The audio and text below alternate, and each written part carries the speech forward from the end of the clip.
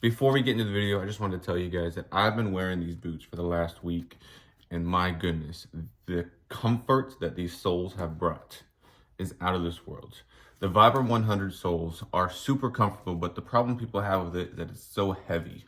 And so by cutting it into a half sole and recessing the edges, you get the grip and the durability of a lug sole, the Vibram 100 sole, but it's so lightweight, it's like crazy. I hope you guys enjoy this video. Stick along to the end. A lot of people have been asking me how the heck I cracked my finger, and I'll tell you guys the story at the very end. Howdy and welcome back. I'm Oliver the Shoe Man, and today I get to work on my own Thursday loggers. These have been sitting on the shelf for like the last 6 months, waiting for a resurrection, and today's the day we get to do it. Finally, we're gonna be going from these commando style soles to a custom Vibram commando half sole. So yeah, I wore these boots for like, oh God knows, like a year and a half straight. Well, not straight, but most of the time. And these are one of the most comfortable pairs of boots I've ever worn.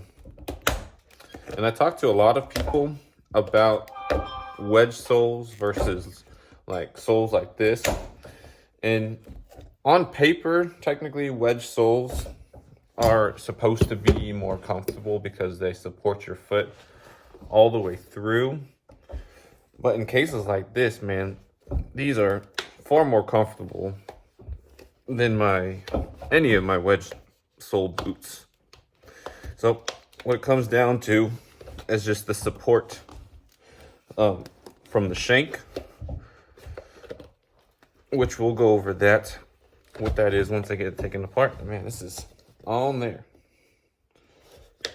That's the one thing you ask any cobbler, what the worst part about fixing Thursday boots is trying to get this freaking heel base off.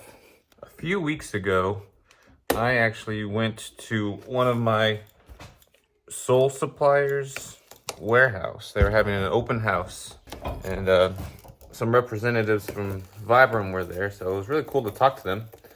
I'll show you guys some videos of that here. I ended up finding some of the representatives from Vibram gave me some soles they were trying out. It's like a commando sole, a heavier lug. So they took like a Vibram 100 sole, which I have somewhere here, right? And they made it into a commando sole. And I was gonna try to do that on my boots so I could wear them and feel them out, but they ended up being a little too small and not being able to fit here in the back.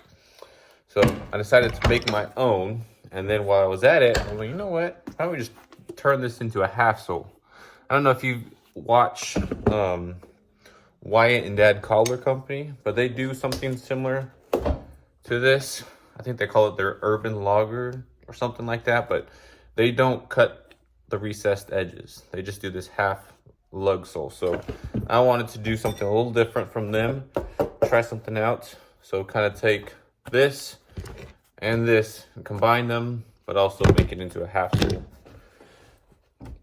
And it didn't turn out too bad. I like how they look. I really do. Can't wait to start wearing them again. Okay, the first step is complete. I wanted to go new welts on there. I changed them from a flat welt to a storm welt. The storm welt has that little ridge. It's hard to tell. These ones, you can tell right there. You see that little like round piping thing? That's the storm welt.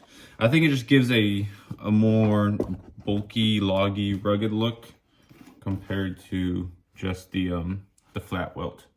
But next, we're going to be putting our shanks back in. Let me show you what shanks came in the boots. Look at these nice beefy 3-rib shank, which is what we want. That's what helps support your foot right in the heel area, and that's what contributed to this boot being so comfortable. Next, or something I'm going to do as well, is this is the old leather midsole. So I'm going to cut this section out, and I'm going to use it as a filler in this back heel section. So it'll be the steel shank, it'll be leather on top and then cork in the forefront. Almost like how the PNW boots do it, but they don't use the steel shank. They just stack up a whole bunch of leather in this area. And that's what supports your foot. So we're gonna get this all filled in. We're gonna get our midsoles on, and then we're working on our soles. We got the new cork in the front, our steel shanks back in with a leather double shank on. We are now ready for our midsoles. I'm doing a thick leather midsole since we're going to be doing a half sole on top of it. Since it also is a thick midsole, I like to kind of help break the leather in so that when I'm walking or whoever's getting these soles, when they start walking, it's not super stiff.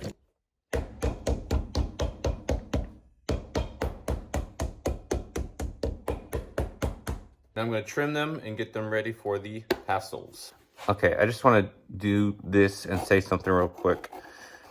On one of my videos here on YouTube that is like almost 2 million views, a lot of people are telling me not to cut like this, not to cut towards myself. And yes, I know that rule, but this is the only way I have found it to be actually comfortable and accurate for me. And yes, I have cut myself a couple times, but I've learned not to. So I appreciate those who are concerned for my health. I really do. But this is just what's most comfortable for me. And I feel like if I were to try it somewhere else, some way else, I'd end up cutting myself a lot more that way. So what we have to do now, when we have it rough trimmed, we have to lay out where our heel is going to sit, and then where our half sole is going to sit. But first we have to make the half sole. So this is how the Vibram lug sole comes. And I'm looking for my scissors.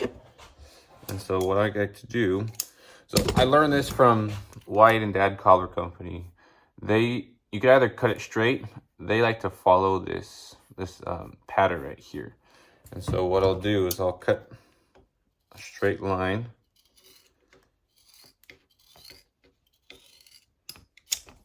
All right, and then we'll follow that little line right there as well. Going up like that. All right, and then we'll sand this, make them flush, make them more straight, and then we will skive this side, meaning thinning out this edge so it's not such a big old hump when we go to put them on. Cool beans. We've got our lug half sole ready to go. And now we just have to line up the toes, line up the edges, try to make sure this is centered, but also that everything is going to fit properly. My fingers are that's dye, it's leather dye. And if you want to know a little bit of like history, how I got that on my fingernail, I'll tell you guys at the end. I'm gonna score right where the sole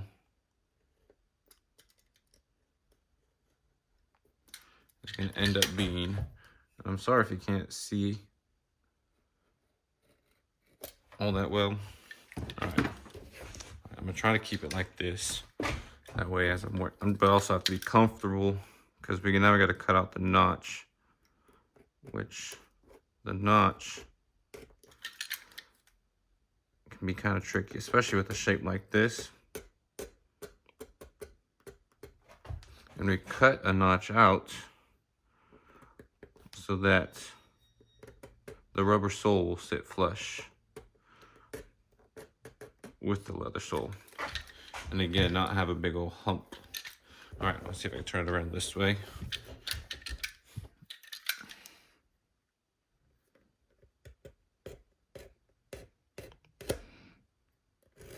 All right, now we get to go like this. Come in at an angle. Let me get a fresh blade. This blade sucks. No, I'm not like Steve and change out my blades, or not change out my blades, sharpen my blades. I basically use them until they're trashed, and then I switch them out. Nothing wrong with sharpening them. It's not what I prefer to do. All right, this is you gotta be very careful and accurate, because you don't want to slip and cut back section of here. All right, alrighty. This little tag's annoying. Let's see if I can pull him off real quick. And I'm dropping my knife. All right, here we are. Now, line it up. See how she fits. It looks like she's gonna work. Okay, now I'm gonna sand this front section. We're gonna sand this section, get it roughed up, glue, stick it on there. Well, if you guys wanna see a POV of what I look like or what I see when I'm fixing shoes, it's a good little example. And I'm gonna do my best to line everything up. Make sure there's no gaps back here. And that's everything. Oh my gosh, my camera's kind of fuzzy. There we go, that's a little better.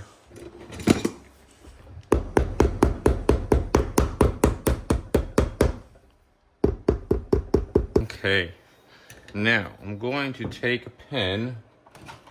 You have it rough trimmed out. I'm gonna measure how far in I went. This one's about that far. I'm just going to use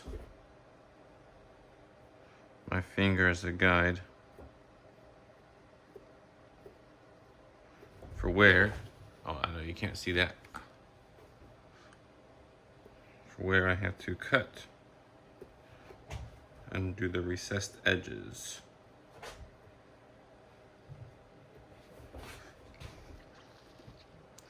I know my camera angle's all over the place. I'm sorry. It's a little bit better, right?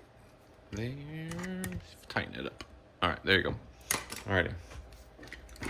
I'm gonna do my best to show you guys this while also being comfortable at the same time. Should be easier with like a fairly new blade. I just don't want to cut through the entire sole. Just following this line. I also don't want to slip. That would be no good. Alrighty. So I got it scored. Then you're gonna come in at an angle. Let's see. And slice the little nubs off.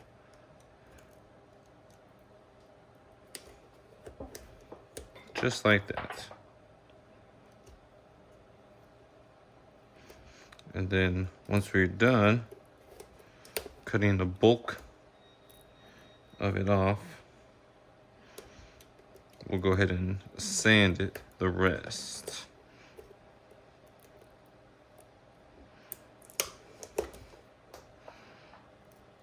Or at least sand it smooth. I come in this way. Try not to have my hand in the line of fire, because the last thing I need is for this to slip and then cut myself. Those who are curious why we even do this, sometimes if you want the look, right, of a lug sole, but you don't want that, like the bulkiness from the outside, from the side view. You see that side versus that side. This one from the side view, it's not as bulky, whereas with the lugs, it is. So if you like the lug sole, you just don't want the bulkiness from the outside, you can go ahead and do a commando sole. Now, Vibram makes a 430 sole, which is very similar to this. I'll show you that here in a second. This is a 430 sole. Not super aggressive. Well, it's got the lug pattern, but not really aggressive from the side view. I think the Iron Rangers, the Red Wing Iron Rangers, come with those now. And that's a great sole. I put those on a lot of cowboy boots for customers who like to ride motorcycles in their boots and don't want to, or want a little bit more grip in their boots, because most cowboy boots come with like a leather sole. So we'll go ahead and put that on there because it maintains the look of a cowboy boot from the side, but you get that extra grip from the lug pattern on the bottom. But all right, now we got to sand everything smooth, and then we'll be able to stitch it. Now we have our half commando sole. That's what I'm going to call it. We got some red thread in the bobbin, black thread coming from the bottom of the sewing machine. We sew the shoes upside down, so the red will end up being on the bottom of the shoe. The black will be on top of the welt. I can't see it, hold on. So this right here is how we set the stitch length. If you want a wider stitch, you come out here. If you want a closer stitch, you push it back. So I want a closer stitch just because I like the way that it looks. And we're going to be stitching everything together.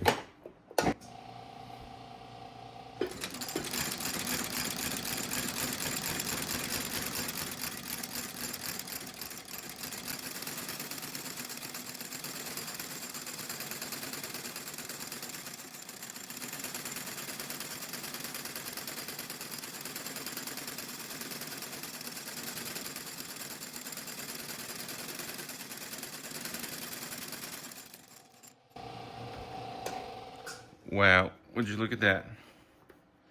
I ran out of top thread right at the last couple stitches. I'll have to hand stitch that, but not too shabby. I mean, get the stitch there.